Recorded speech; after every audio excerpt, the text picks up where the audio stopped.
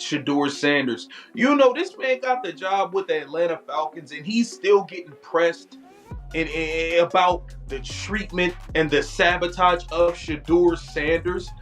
He got pressed so bad in this interview, he started foaming at the mouth, just blabbling, saying a bunch of nothing and a bunch of lies. This dude act like he cared about the development of Shedeur Sanders. This dude act like... We've had retreads or guys get a second opportunity to have great success in this league, you know, from Bill Belichick to Andy Reid, but Stefanski is going to be a hard sell to some of the fan base. Yeah, Dede, where you at on this, man? You know, to you guys' point, when I just posted like, hey, we got a new head coach, you know, Stefanski it is on some of my social feeds, you know, to Mike's point, man. This just shows you the power of Shedeur and the impact he has on the National Football League, bro. Last year when things was transpiring, everybody seen it. You could not cut on your TV and not see Kevin Stefanski sabotaging Shedeur. It was making New York Post. So as you guys can see, man, there is a narrative being painted by the Cleveland Brown media.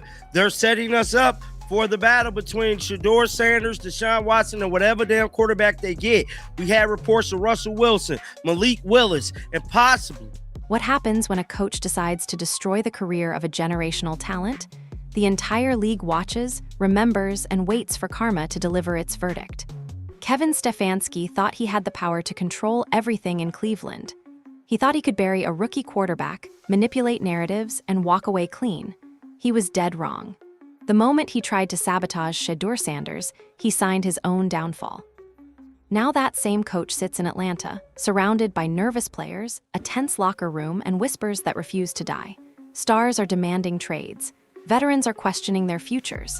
The Falcons organization thought they were getting a two-time coach of the year. Instead, they inherited a walking disaster with baggage heavier than anyone imagined. Meanwhile, the man Stefanski tried to destroy is rising higher than ever. Shedeur Sanders didn't need revenge. He didn't need to speak out. He just performed. And every snap, every touchdown, every clutch drive proved what the league already suspected. You cannot bury real talent. You cannot silence a true star.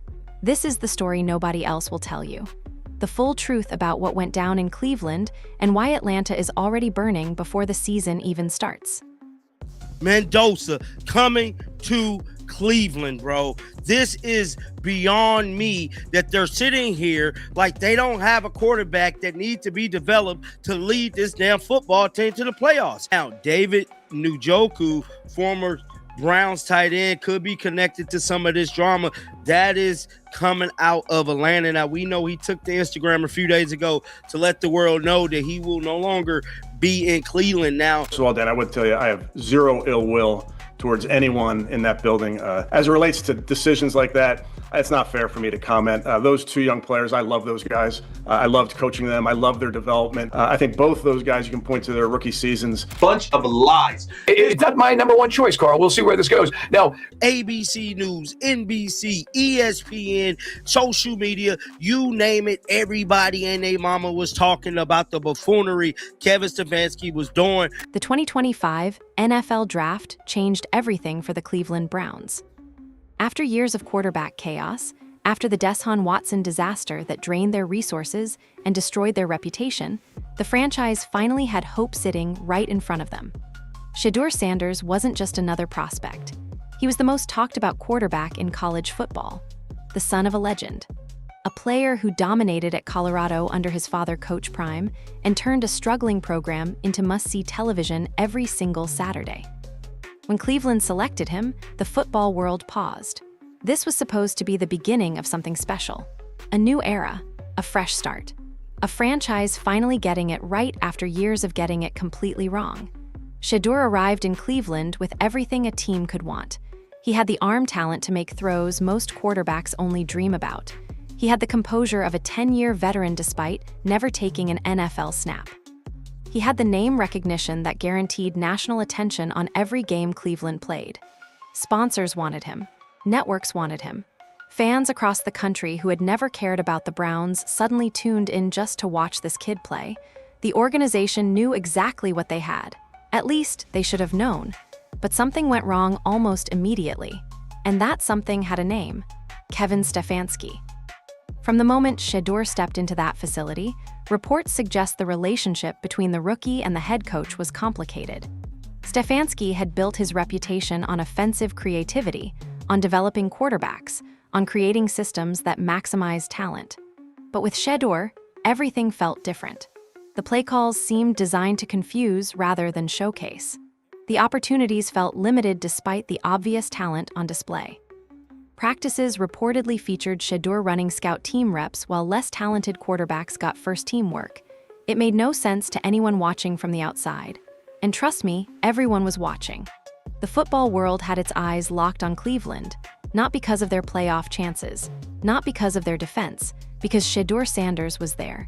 Every decision the coaching staff made got analyzed, debated, and questioned, and the questions started piling up fast. Why was the most talented rookie quarterback in the draft not getting consistent starter reps? Why did the playbook seem simplified whenever Shedeur was under center? Why did Stefanski's body language on the sideline suggest frustration rather than support whenever the young quarterback made plays? These weren't conspiracy theories from bitter fans. These were legitimate observations from analysts, former players, and media members who had seen this pattern before. The NFL is a league built on relationships, trust, and communication. When a coach believes in a player, you can see it. You can feel it in the way they talk about that player in press conferences. You can observe it in the opportunities they create on the field. You can measure it in the protection they provide when criticism comes from outside sources. With Shedeur and Stefanski, none of that existed. Press conferences featured vague answers about development timelines. Game plans featured conservative approaches that handcuffed Shedeur's natural playmaking ability. And when criticism came, when media members questioned whether the rookie was ready, Stefanski did nothing to defend him. Absolutely nothing. This wasn't just about football philosophy or coaching style. Something deeper was happening in Cleveland. Rumors started circulating that Stefanski felt threatened by Shedeur's star power. The rookie commanded more attention than the coach ever had. National media wanted to talk about Shedeur, not Stefanski's offensive system. Primetime games got scheduled because of the Sanders name, not because Cleveland was suddenly appointment television. For a coach with a significant ego, reports suggest this dynamic created problems that had nothing to do with wins and losses. It created a power struggle that would eventually blow up in everyone's face. The saddest part about this situation is how predictable it was. The NFL has seen this story before. Coaches who feel overshadowed by players often make decisions that hurt the team just to prove a point. They limit touches for star running backs. They simplify game plans for quarterbacks who can handle complexity. They create narratives about needing more time when the talent is obviously ready. Stefanski followed this playbook perfectly. And Shedeur, to his credit, handled it with remarkable maturity. He didn't complain to media members. He didn't throw his coach under the bus in interviews. He didn't demand trades or threaten to sit out.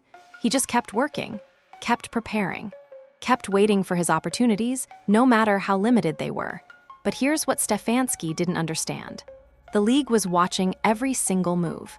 Players around the NFL were paying attention to how this young quarterback was being treated. Executives were noting how a franchise was potentially wasting a generational talent. And fans, millions of them who followed Shedeur from his Colorado days, were growing angrier by the week. The pressure was building. The narrative was shifting. And Stefanski, too focused on his own ego to notice, kept making the same mistakes over and over again. He thought he was in control. He thought he could manage the situation quietly and make it disappear. But what happened next would prove just how wrong he was about everything. The turning point came during primetime.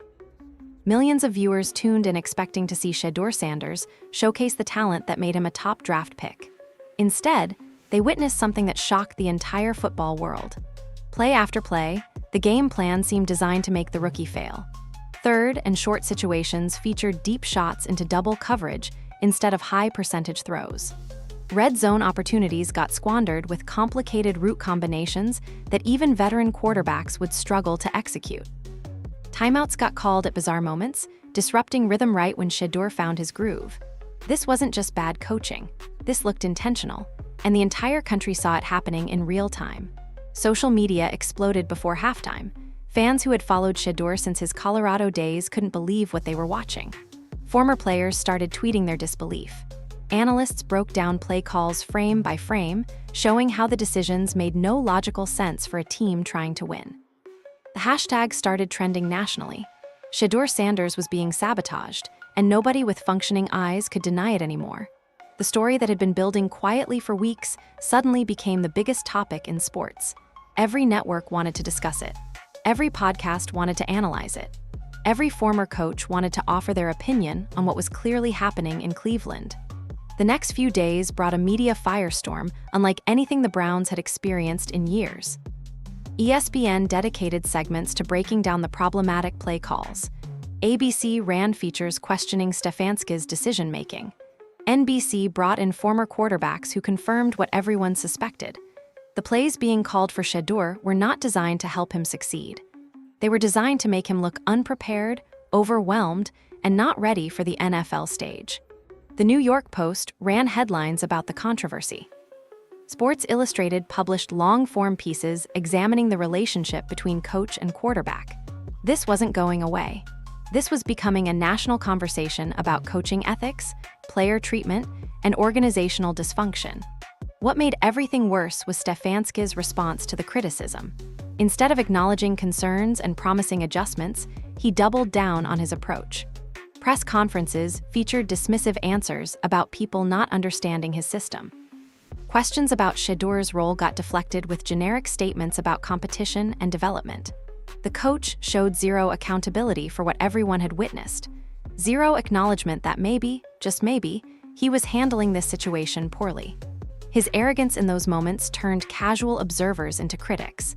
People who might have given him the benefit of the doubt saw a man unwilling to admit any wrongdoing, and that arrogance would cost him dearly. The players inside the Cleveland locker room saw everything happening around them. They watched their rookie quarterback handle impossible situations with grace and professionalism. They watched their head coach create unnecessary drama during a season that should have been about building for the future. According to reports, conversations started happening behind closed doors. Veterans questioned the strategy.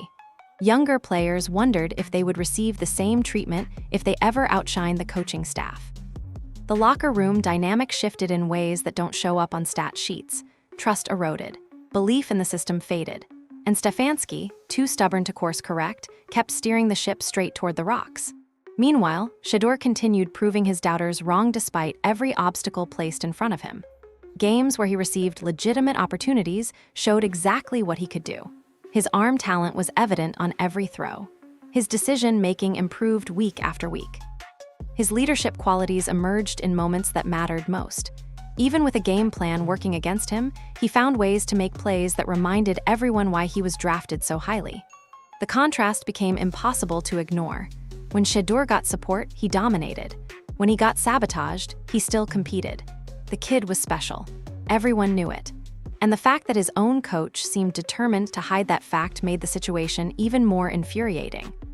The media coverage intensified as the season progressed. Every game became a referendum on Stefanski's handling of his quarterback. Every play call got analyzed through the lens of the sabotage narrative. Every press conference featured questions about the controversy, whether Stefanski wanted to address them or not. He had created a monster he couldn't control. The story had taken on a life of its own. And Shedeur, without saying a single negative word publicly, had become the sympathetic figure everyone rooted for. He didn't need to fight back. He didn't need to make accusations. The tape showed everything. The eye test confirmed everything. And the football world had already reached its verdict. Kevin Stefanski was trying to destroy a star, and he was failing miserably. The damage extended beyond Cleveland's locker room. Agents around the league took note of how the organization handled their top draft pick. Free agents considering Cleveland started asking questions about the coaching staff. College prospects wondering about their NFL destinations added the Browns to their list of teams to avoid. Stefanski thought he was managing a situation quietly. Instead, he was destroying the franchise's reputation across the entire league. His handling of Shedeur Sanders became a cautionary tale that would follow him wherever he went next. And where he went next, that's where things got even messier. Atlanta had no idea what was coming their way. Numbers don't lie. Statistics tell stories that opinions can never distort.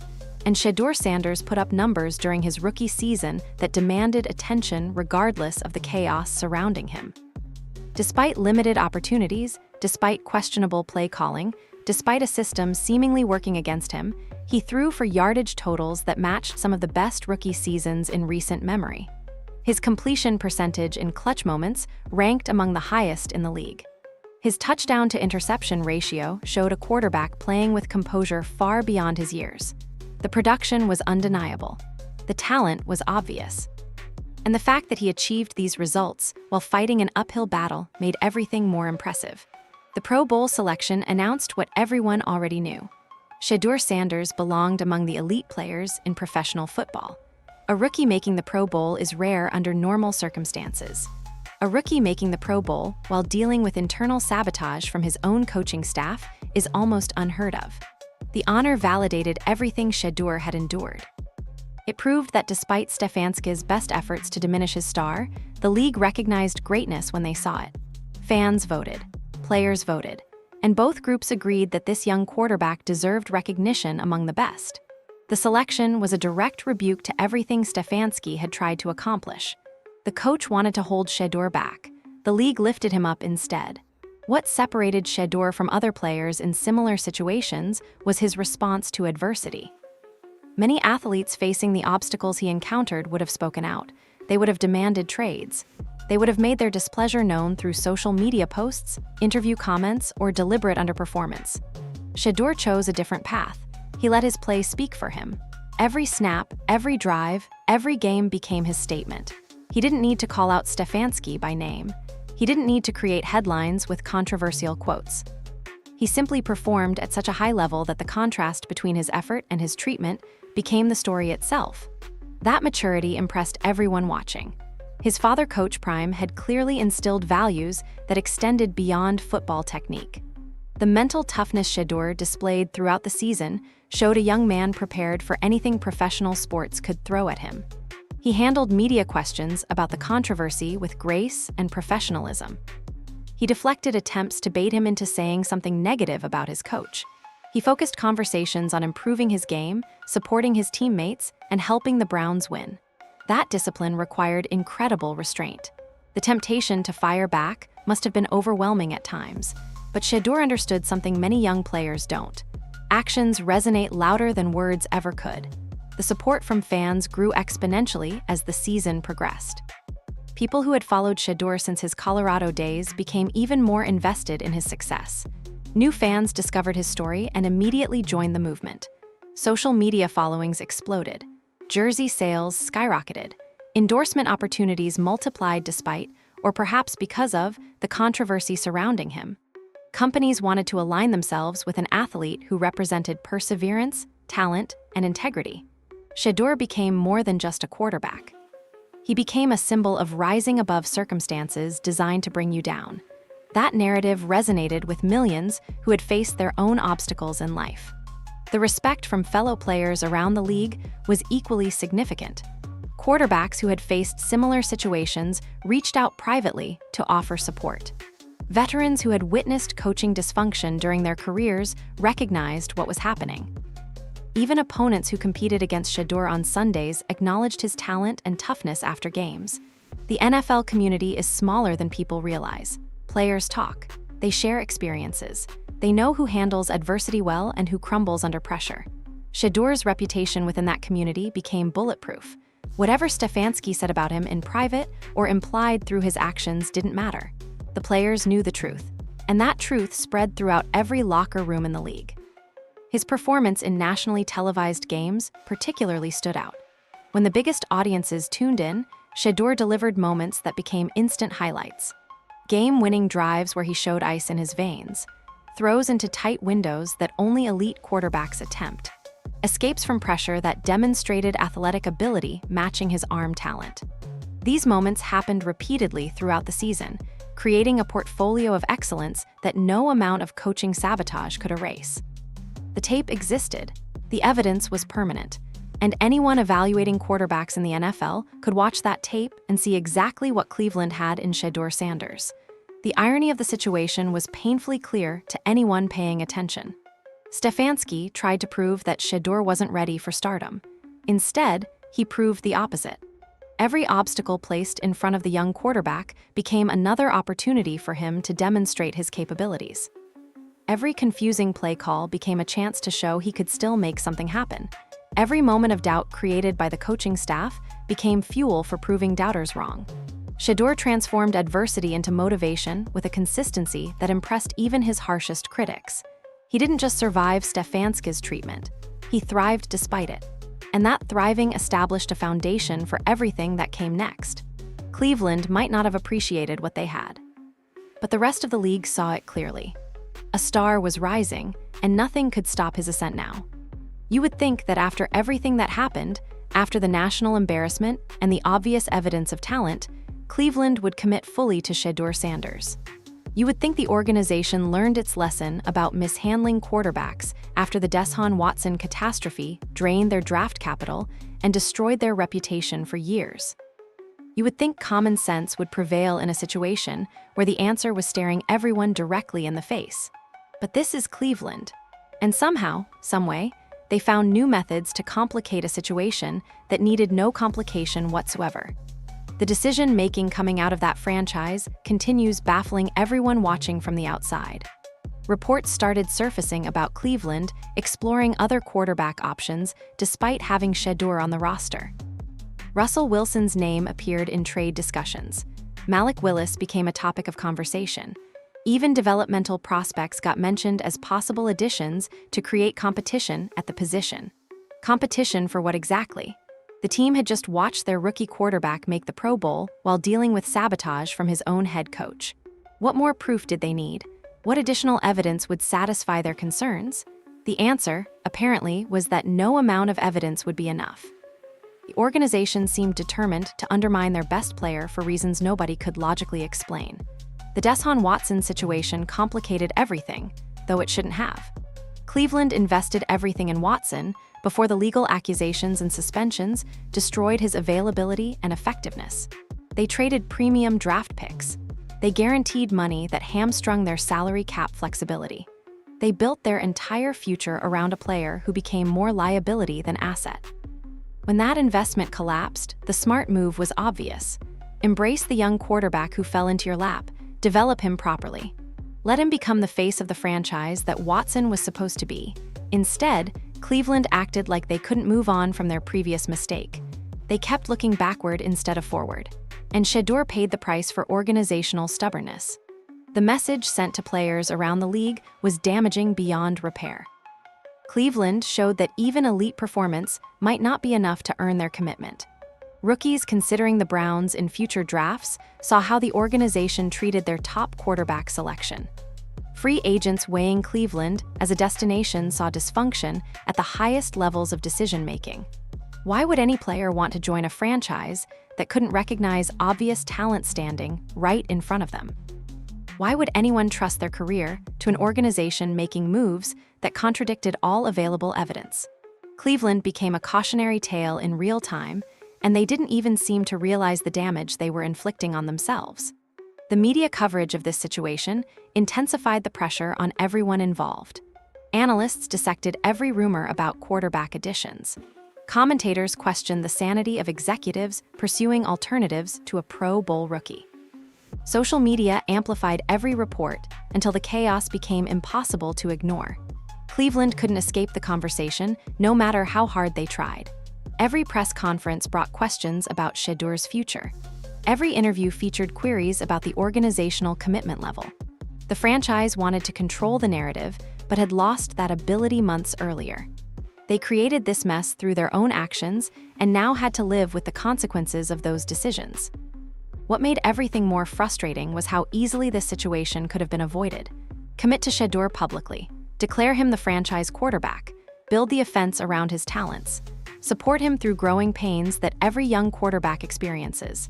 These steps cost nothing and would have generated tremendous goodwill from fans, media, and players alike. Instead, Cleveland chose ambiguity. They chose uncertainty. They chose paths that created more questions than answers.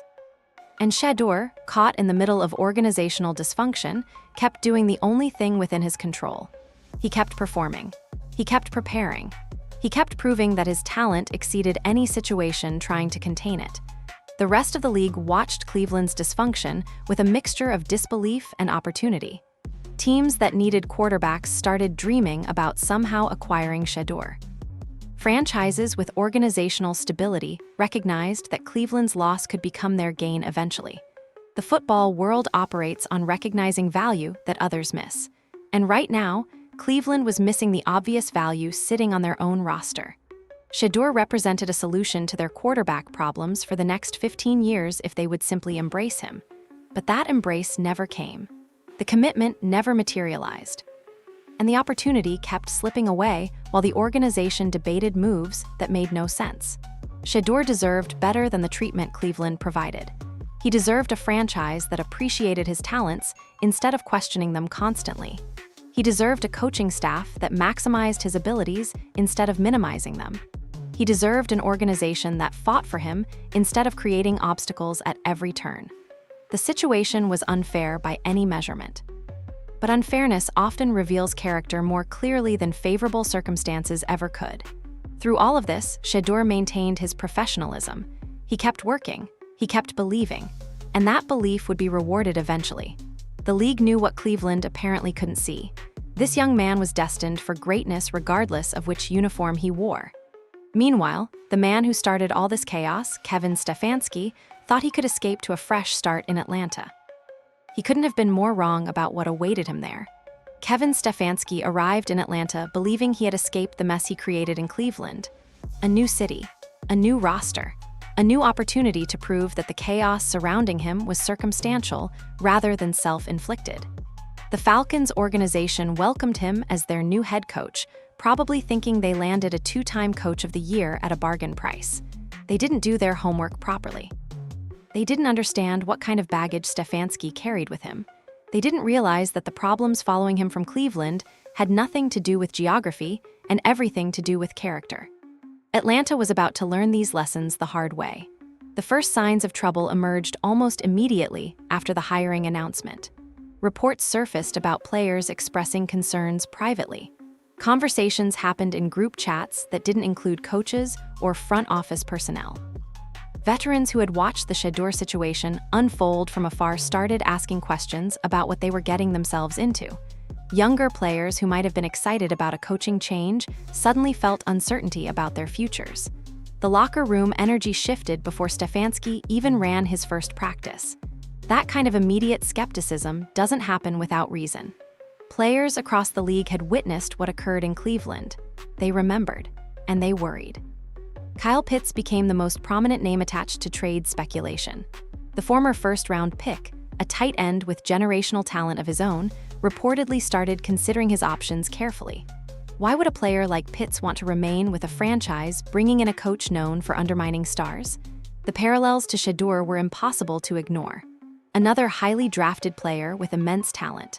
Another situation where a coach might feel threatened by star power he didn't create. Pitts had every reason to wonder whether he would become the next victim of Stefanski's ego-driven decision-making. Those concerns spread through his representatives to the media, and suddenly, Atlanta was dealing with trade demand drama before training camp even started. Other players followed Pitts in questioning their futures with the organization. Some names stayed out of headlines because their representatives kept conversations private. Others leaked strategically to gauge market value around the league. The Falcons went from a team supposedly adding coaching stability to a franchise managing multiple situations that threatened roster cohesion. How do you build a winning culture when your best players want out before seeing what the new coach actually brings? How do you convince free agents to join when current players can't wait to leave? Stefanski created these problems by his own previous actions. Now he had to deal with consequences he thought he left behind in Cleveland. The tension inside the building reportedly reached uncomfortable levels during early meetings. Stefanski tried establishing authority with a roster that didn't trust him. He attempted implementing his offensive system with players who wondered if they would get sabotaged like Shedeur. He made promises about development and opportunity that rang hollow given his track record. Players nodded along publicly while privately discussing exit strategies. Coaches on his staff noticed the disconnect between what they were told about team morale and what they actually observed. The dysfunction was obvious to everyone except, apparently, the man responsible for creating it in the first place. Free agency became another battleground where Stefanski's reputation caused problems. Atlanta typically attracted players who wanted to compete in a warm-weather city with passionate fans and a state-of-the-art facility. But conversations with potential signings reportedly included questions about the coaching situation. Agents wanted assurances their clients wouldn't be treated the way Shedeur was treated. Players wanted clarity about how Stefanski actually developed talent rather than just what his resume claimed. Some targets chose other destinations, specifically because they didn't want to deal with the potential chaos Stefanski brought. Atlanta lost opportunities before they even fully materialized because of damage Stefanski inflicted on his own reputation. The media scrutiny followed Stefanski from Cleveland to Atlanta with relentless consistency. Every press conference included questions about his previous quarterback situation. Every interview featured queries about lessons learned and approaches changed. He couldn't discuss scheme installation without someone connecting dots to what happened with Shedeur. He couldn't talk about player development without facing skepticism based on his track record. The narrative had attached itself permanently, and every attempt to deflect or dismiss only reinforced suspicions that he hadn't actually learned anything from the Cleveland disaster. His arrogance continued. His accountability remained absent, and observers started predicting Atlanta's problems before they fully materialized. What Stefanski failed to understand was how thoroughly his actions in Cleveland damaged his standing across professional football. The league operates like a small community despite its massive public profile. General managers talk regularly. Coaches share information through their networks. Players communicate constantly through social media and personal relationships. Everyone knew what happened with Shedeur. Everyone had watched the sabotage unfold in real time. And everyone questioned whether working with Stefanski was worth the risk he obviously represented. Atlanta thought they hired a proven winner. Instead, they hired a coach whose methods had been exposed and whose reputation preceded him everywhere he went. The fresh start he hoped for never existed. The escape he planned failed immediately, and the chaos he created followed him directly into his new situation. Meanwhile, news broke that made everything even more complicated. A familiar face from Cleveland was about to add fuel to an already raging fire. David Njoku knew everything. The veteran tight end spent years in Cleveland, watching the organization's dysfunction up close and personal. He saw how coaches operated. He observed how decisions got made.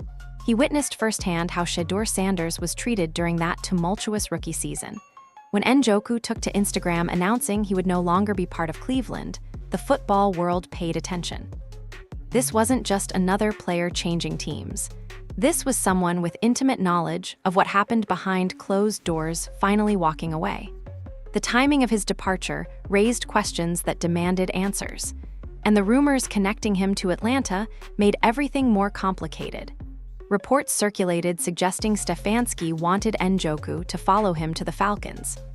The coach apparently valued the tight end's abilities and hoped familiar faces might help him establish credibility in his new environment. But think about this situation from Njoku's perspective. He spent a season watching his head coach sabotage a talented young quarterback for reasons that never made sense. He observed the dysfunction that destroyed locker room cohesion and damaged franchise credibility.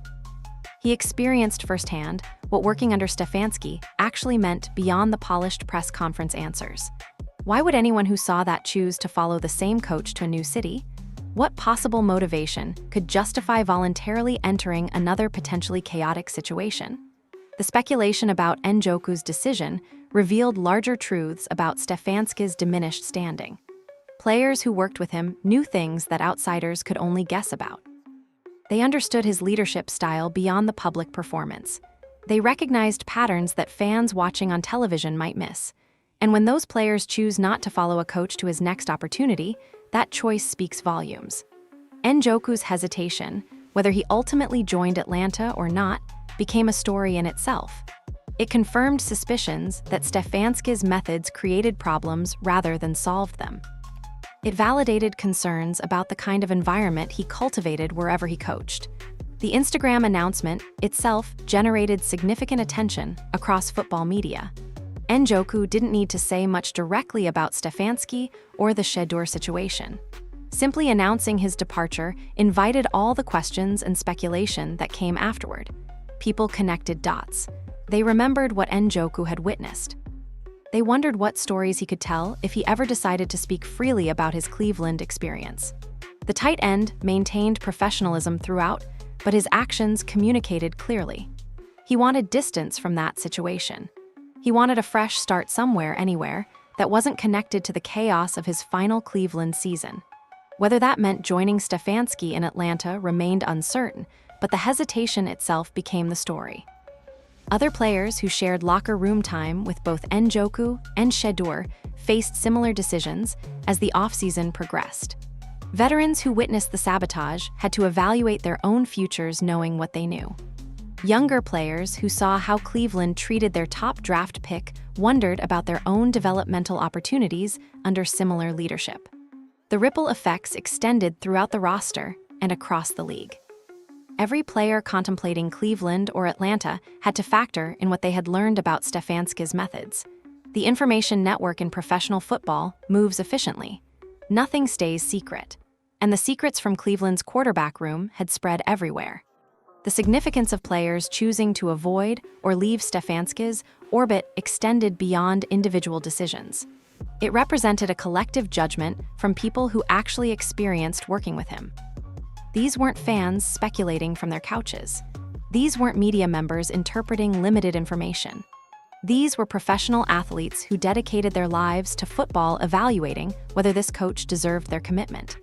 When that evaluation repeatedly came back negative, when talented players explored every alternative before accepting Stefanski's leadership, the verdict was clear.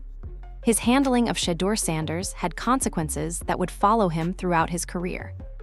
Every hiring decision, every free agent recruitment, every draft prospect evaluation would include questions about what happened in Cleveland.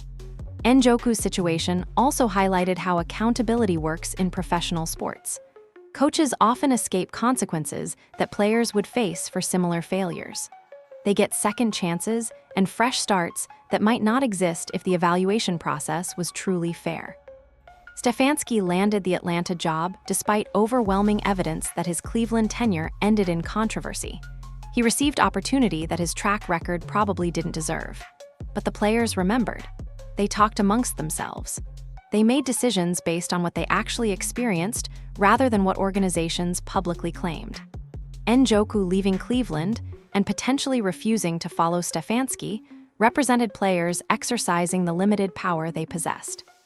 They couldn't prevent his hiring in Atlanta, but they could choose whether to be part of his next chapter, and those choices mattered more than any press release or organizational spin. The connection between Njoku's decision and Shedeur's treatment formed a clear through line that observers couldn't ignore. What happened to the rookie quarterback affected everyone around him. It changed how players viewed their coach, their organization, and their own futures. Created an environment where trust disappeared and self-preservation became the priority. Stefanski broke something fundamental in Cleveland's locker room, and now he entered Atlanta with the same patterns, the same ego, and the same blind spots that caused problems before. The players knew. The league knew. And soon enough, Atlanta would know exactly what they had invited into their building. The karma that started in Cleveland was about to complete its full cycle. Nobody escapes consequences forever. Not even a two-time Coach of the Year who thought reputation could overcome reality. The concept of karma operates powerfully in professional sports, whether people acknowledge it or not. Actions generate consequences that might not appear immediately, but eventually arrive with undeniable force. Kevin Stefanski spent a season treating Shedeur Sanders in ways that violated every principle of player development and coaching ethics. He thought he could control narratives. He believed his resume protected him from accountability. He assumed that whatever happened with one rookie quarterback would fade from memory as soon as he moved to his next opportunity. Every one of those assumptions proved catastrophically wrong. The karma building since his Cleveland decisions finally started delivering its verdict in ways he couldn't escape or explain away. His reputation deterioration became measurable through tangible outcomes rather than just social media sentiment. Free agents who would have previously considered Atlanta now hesitated. Reports emerged about players crossing the Falcons off their list specifically because of coaching concerns. Agents reportedly advised clients to pursue other opportunities if possible. The market had spoken. Stefanski's name no longer attracted talent the way it once did. His Coach of the Year awards meant nothing when balanced against what players actually experienced working with him. Resumes impress executives. Reputations attract players, and his reputation had shifted dramatically since the Shedeur situation exposed his methods to national scrutiny. The recruiting challenges extended to the college ranks, where draft prospects evaluated their potential destinations carefully. Young players watched what happened to Shedeur Sanders with extreme interest. They saw a fellow quarterback get treated unfairly despite obvious talent. They observed how a coaching staff could undermine development rather than support it. They learned lessons about organizational dysfunction that would influence their career decisions for years. When evaluating potential landing spots, these prospects now considered not just scheme fit or roster composition, but also coaching character. Would they face similar treatment if they outshined expectations? Would their talents get maximized or minimized depending on coaching ego? Atlanta dropped on preference lists. Cleveland became essentially toxic, and Stefanski's influence hovered over both situations. The contrast between Stefanski's current standing and Shedeur's rising profile became impossible to ignore. While the coach scrambled to rebuild credibility damaged by his own actions, the quarterback he tried to sabotage continued ascending toward elite status. Endorsement deals multiplied. National recognition expanded. Respect from fellow players grew with each impressive performance. Shedeur didn't need to reference Stefanski or the Cleveland situation. His success spoke loudly enough. Every highlight reel throw reminded audiences who the true star was.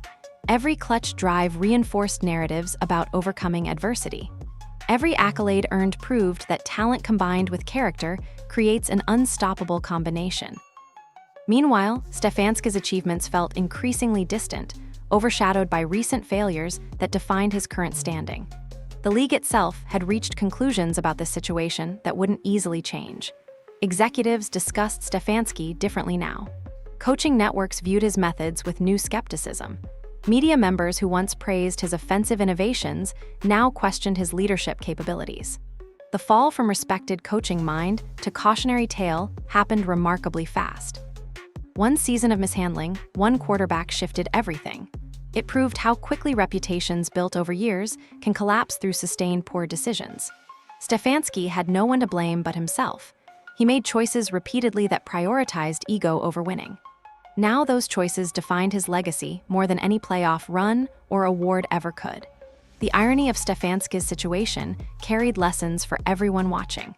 He entered Cleveland with credibility established through previous success. He possessed every advantage a coach could want: organizational support, talented roster, franchise quarterback prospect. All he needed to do was develop the player everyone knew was special. Instead, he chose conflict. He chose sabotage. He chose paths that created chaos rather than championships. And when given the chance to acknowledge mistakes and change course, he doubled down on arrogance instead. That stubbornness transformed manageable situations into disasters. It turned potential allies into confirmed enemies. It converted opportunities into obstacles that would burden his career indefinitely. What happens next for Stefanski remains uncertain, though trajectories seem clear. Atlanta's situation will determine whether he adjusts his approach or continues patterns that created previous problems. Players will watch closely for signs that lessons were actually learned. Media will scrutinize decisions for evidence of changed behavior. And Shedeur's ongoing success will serve as constant reminder of what Stefanski could have had if he simply supported the talent on his roster. The comparison will persist throughout both careers. Every time Shedeur achieves something remarkable, observers will remember who tried to prevent that achievement. Every time Stefanski struggles with player relationships or locker room dynamics, people will point back to Cleveland as the origin point. Karma doesn't operate on convenient schedules. It arrives when conditions align rather than when observers expect. For Stefanski, the alignment happened faster than anyone predicted. His Cleveland exit and Atlanta entrance occurred so rapidly that the baggage transferred without interruption. He never got the clean break he sought. He never received the fresh start he assumed coaching changes provided.